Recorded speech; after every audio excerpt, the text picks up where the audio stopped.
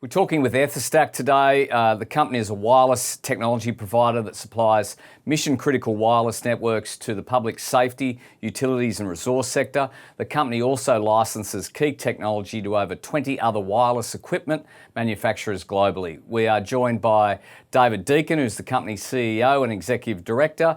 The company has a market cap of $70 million and an ASX code of ESK. David, always good to see you. Thanks for your time. Thank you, Tim. Now, David, last Friday you released your results. Can you talk to the highlights of those results?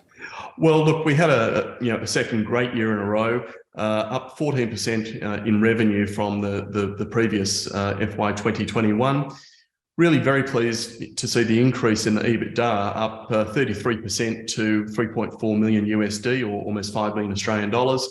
And 51% growth in our NPAT number to $2.2 million USD. I think the one that I really like more than anything else is 5 solid years of positive operating cash flow in excess of $1 million. This year was close to a little over 2 million USD. And David, you touched on 14% revenue growth. What were the drivers of this growth? Well, look, as we've said in previous years, it's our traditional digital public safety radio business that's been driving this underlying growth. So while people have sort of seen the headline announcements such as Samsung and Nokia, that's really what we consider to be the forward growth in the next couple of years. But the underlying growth at the moment is from our traditional digital and mobile radio business for public safety, electric utilities and the resource sector. That's been growing at a fantastic clip. And now we're starting to get into some of that higher growth revenue coming through from the telecommunications carrier business work that we're doing with the likes of Samsung and Nokia. And David, within those numbers, there's some really strong margins of 35%. How do you maintain such attractive margins?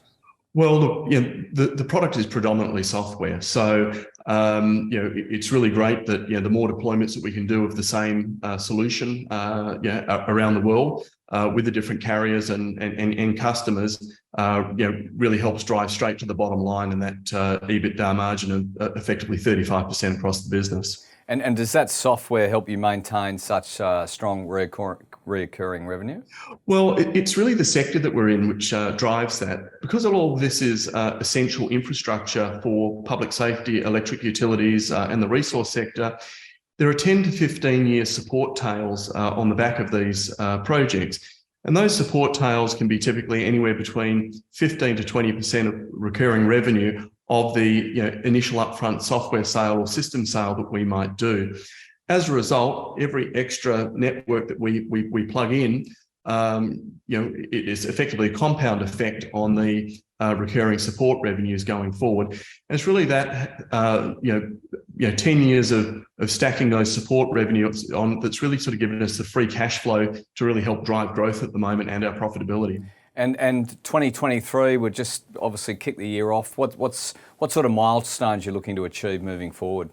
Well, look, we obviously been working with Samsung for the last couple of years. Nokia have recently posted their first win using a solution that we have provided them.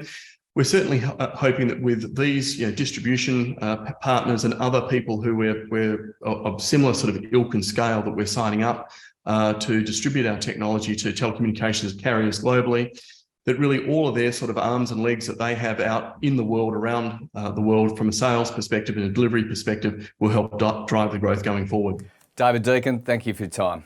Thank you very much, Tim. Good day.